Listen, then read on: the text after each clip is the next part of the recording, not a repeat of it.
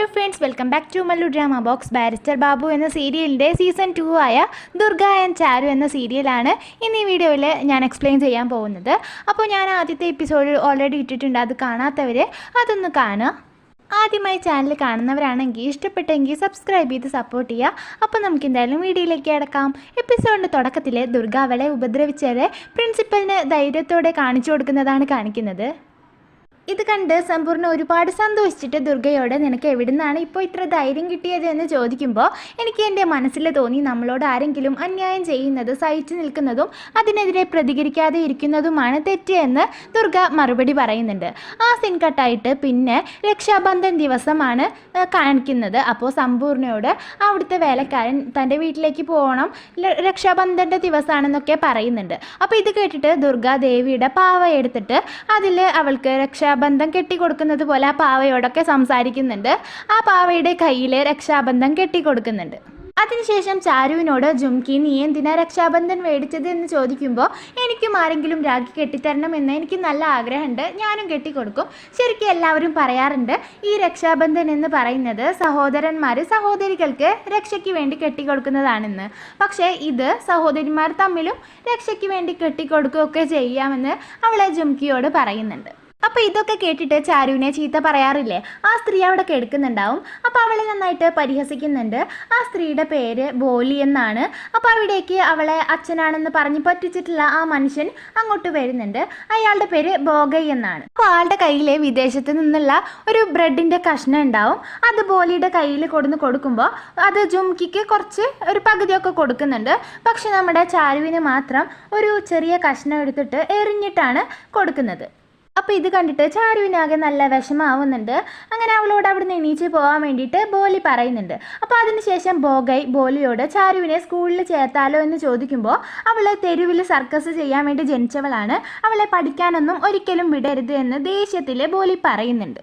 പിന്നെ അവിടെയുള്ള ക്ലബ് ഹൗസിലെ ബ്രിട്ടീഷുകാർ വന്നിട്ട് ഭക്ഷണ സാധനങ്ങളെല്ലാം അവിടെ നിൽക്കുന്ന ഇന്ത്യക്കാർക്ക് എറിഞ്ഞു കൊടുക്കുന്നതും ഒപ്പം അവർ ഇന്ത്യക്കാരെ വെറും പിച്ചക്കാരാണ് എല്ലാം പറയുന്നത് കേട്ടിട്ട് ചാരുവിന് നല്ല ദേഷ്യം വരാണ്. അപ്പോൾ അവൾ ഇതെല്ലാം തെറ്റാണ്, ഇങ്ങനെ കിട്ടുന്ന ഒന്നും എനിക്ക് വേണ്ട, ഞാൻ അധ്വാനിച്ചുണ്ടാക്കുന്നത് മതി എനിക്കെന്ന് അവൾ പറയുന്നുണ്ട്.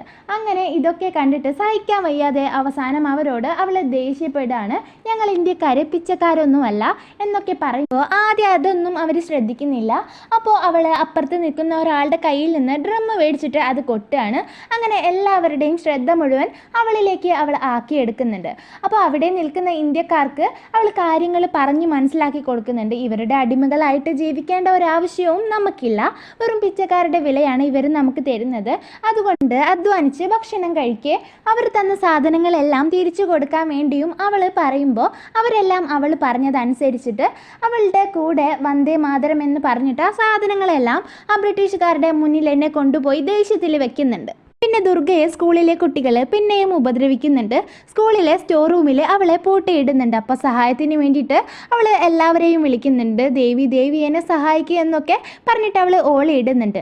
ഇതേ സമയം ചാരുവിന് മനസ്സിന് എന്തോ അസ്വസ്ഥത തോന്നിയിട്ട് നിൽക്കുന്ന സമയത്ത് ഒരു പോലീസുകാരൻ വന്നിട്ട് വടികൊണ്ട് അവളുടെ തലക്കടിക്കുകയാണ്. അപ്പോൾ അവളവിടെ തല കറങ്ങി വീഴുന്നുണ്ട്. അതുപോലെ തന്നെ ദുർഗയും ആ സ്റ്റോർ റൂമിലെ തല കറങ്ങി വീഴാണ്. അങ്ങനെ ചാരുവിന് ബോധം വന്നതിന് ശേഷം അവൾ ബോഗയോട് എന്നെ ആരോ സഹായത്തിന് വിളിക്കുന്നത് പോലെ എനിക്ക് തോന്നി, ദേവി എന്ന പേരിലാണ് എന്നെ അവൾ വിളിച്ചത് എന്ന് പറയുമ്പോൾ അത് നിനക്ക് തോന്നിയതാവുമെന്ന് ബോഗൈ പറയുന്നുണ്ട്. പിന്നെ ദുർഗ സ്കൂളിൽ നല്ല ധൈര്യത്തിൽ സംസാരിച്ചതിന് അവൾക്ക് ഇഷ്ടപ്പെട്ട ഭക്ഷണമെല്ലാം നമ്മുടെ സമ്പൂർണ്ണ ഉണ്ടാക്കി വെച്ചിട്ടുണ്ടാവും. അപ്പോൾ സമ്പൂർണ്ണ സന്തോഷത്തോടെ അവളെയും കാത്തു നിൽക്കുന്ന സമയത്തായിരിക്കും ദുർഗയെ എടുത്തിട്ട് ഒരാൾ അങ്ങോട്ട് വരുന്നത്. അപ്പോൾ അവൾ ആകെ പേടിച്ചിട്ട് ദുർഗയ്ക്ക് എന്താ പറ്റിയത് എന്ന് ചോദിക്കുമ്പോൾ അയാൾ അറിയില്ല, ദുർഗ സ്കൂളിൽ പൂട്ടിക്കിടക്കുന്ന സ്റ്റോർ റൂമിൽ ബോധമില്ലാതെ കിടക്കുമായിരുന്നു എന്നെല്ലാം പറയുന്നുണ്ട്. അപ്പോൾ അതിനുശേഷം ചാരുവും ബോലിയും തമ്മിൽ അടിയാവുമ്പോൾ ബോഗൈ വന്ന് ചാരുവിനെ ചീത്ത പറയുന്നതാണ് കാണിക്കുന്നത്. അപ്പോൾ അവൾ എൻ്റെ ചിന്ത ആർക്കും ഈ വീട്ടിലില്ല, മതിയായി എനിക്ക്, ഇനി ഞാൻ ഈ ഗ്രാമത്തിൽ നിൽക്കില്ല, ഇവിടെ നിന്ന് ഞാൻ ഇന്ന് രാത്രി എങ്ങോട്ടെങ്കിലും എന്നേക്കുമായി പോകുമെന്ന് പറഞ്ഞിട്ട് ഉറച്ച തീരുമാനം അവളെ എടുത്തു നിൽക്കുന്നുണ്ട്. പിന്നെ ഡോക്ടർ വന്നിട്ട് ദുർഗയെ പരിശോധിച്ചിട്ട് അവൾക്ക് ഇപ്പോൾ ഇഞ്ചക്ഷൻ കൊടുത്തിട്ടുണ്ട്, ഇനി അവൾ രാത്രി കുറച്ച് റെസ്റ്റ് എടുക്കട്ടെ, അവളുടെ ശരീരത്തിനേക്കാൾ മനസ്സിനാണ് പ്രശ്നം, അതുകൊണ്ട് ഒരു സൈക്കാട്രിസ്റ്റിനെ അവളെ കാണിച്ചോളൂ എന്നെല്ലാം ആ ഡോക്ടർ ബിനോയോടും പിന്നെ സമ്പൂർണ്ണയോടൊക്കെ പറയുന്നുണ്ട്. അപ്പോൾ ബിനോയ് അവളെ ഡൽഹി നഗരത്തിലെ ഒരു നല്ല ഡോക്ടറെ കാണിക്കണമെന്ന് അവരോടെല്ലാം പറയുന്നുണ്ട്. അപ്പോൾ സോമന വന്നിട്ട് ദുർഗയോട് വളരെ മോശമായിട്ട് സംസാരിക്കുമ്പോൾ സമ്പൂർണ്ണ അവളോട് നന്നായിട്ട് ദേഷ്യപ്പെടുന്നുണ്ട്. സോമന, നിന്നെ എനിക്ക് ഒരുപാട് ഇഷ്ടമാണ്, പക്ഷേ നിന്നേക്കാൾ കൂടുതൽ ഞാൻ എൻ്റെ ദുർഗയെ സ്നേഹിക്കുന്നുണ്ട്. കാരണം അവളെ നോക്കുമ്പോൾ എനിക്ക് എൻ്റെ ബോന്തിതയാണ് ഓർമ്മ വരുന്നത്. ബോന്തിത എൻ്റെ മുന്നിൽ നിൽക്കുന്നത് പോലെയാണ് അവളെ കാണുമ്പോൾ എനിക്ക് തോന്നുന്നത്. ബോന്തിതയുടെ അവസാനത്തെ ഓർമ്മയാണ് ഈ ഭൂമിയിലെ എനിക്കിവള്. അതുകൊണ്ട് നീ കേട്ടോ, ഈ ലോകത്തിലെ ഏത് ബന്ധം തകർത്തിട്ടാണെങ്കിലും ഞാൻ എൻ്റെ ദുർഗയുമായിട്ടുള്ള ബന്ധം പുലർത്തുക തന്നെ ചെയ്യും. ഈ ബന്ധം ഞാൻ അത്രയും ശക്തമാക്കുക തന്നെ ചെയ്യും, മനസ്സിലായോ എന്ന് സോമനയോട് ചോദിക്കുമ്പോൾ സോമന ദേഷ്യപ്പെട്ടിട്ട്, അപ്പോൾ സ്വന്തം മോളേക്കാൾ നിങ്ങൾക്ക് ഏറ്റവും കൂടുതൽ ഇമ്പോർട്ടൻറ്റ് ഇവൾ തന്നെയാണോ എന്നൊക്കെ ദേഷ്യത്തോടെ ചോദിക്കുമ്പോൾ ബിനോയ് അവളെ ചീത്ത പറയുന്നുണ്ട്.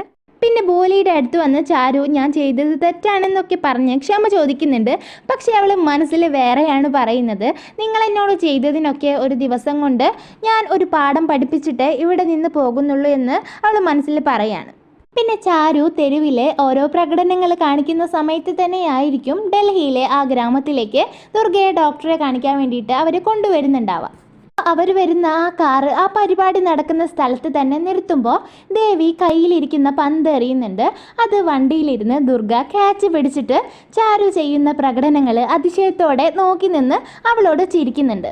അപ്പം ദുർഗയെ കണ്ടിട്ട് ചാരു ചുറ്റും നടക്കുന്നത് എന്താണെന്ന് പോലും ചിന്തിക്കാതെ ദുർഗയോട് ചിരിക്കുന്നുണ്ട്. അങ്ങനെ കാർ അവിടുന്ന് എടുത്തു പോകുമ്പോൾ ദുർഗയും ചാരുവും പരസ്പരം കൈ വീശിയിട്ട് ടാറ്റോ ഒക്കെ കൊടുക്കുന്നുണ്ട്. അപ്പോൾ ജുംകി ബോലി പറഞ്ഞിട്ട് അവിടെയുള്ള ആളുകളുടെ പേഴ്സ് അടിച്ചു മാറ്റുന്നത് ചാരു കാണുകയാണ്.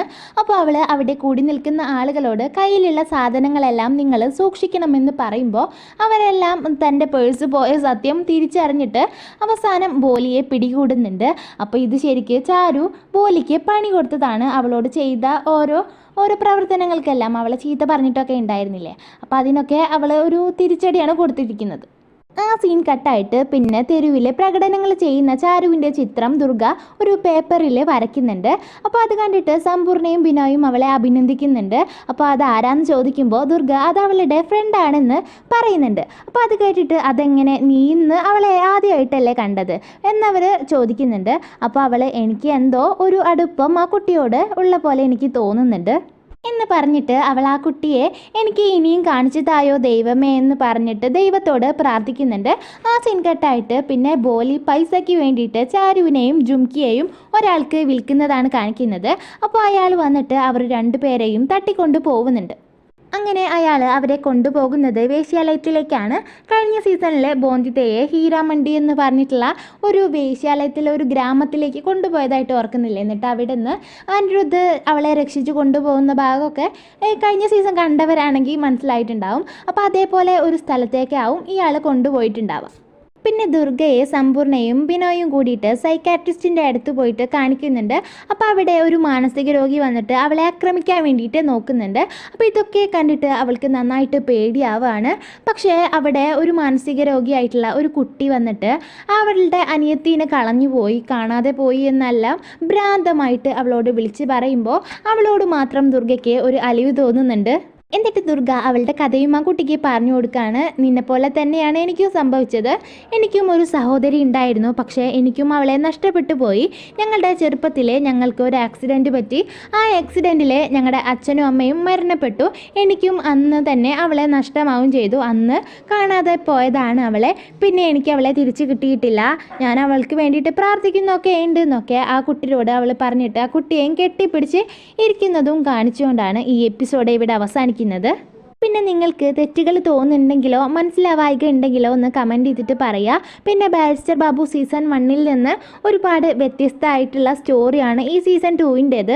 അപ്പോൾ എല്ലാവരും ലൈക്ക് ചെയ്യുക, ഷെയർ ചെയ്യുക. തുടർന്നുള്ള എപ്പിസോഡ്സ് ലഭിക്കാനായിട്ട് ചാനലൊന്ന് സബ്സ്ക്രൈബ് ചെയ്യുക. അപ്പോൾ അടുത്ത വീഡിയോ ആയിട്ട് വീണ്ടും കാണാം.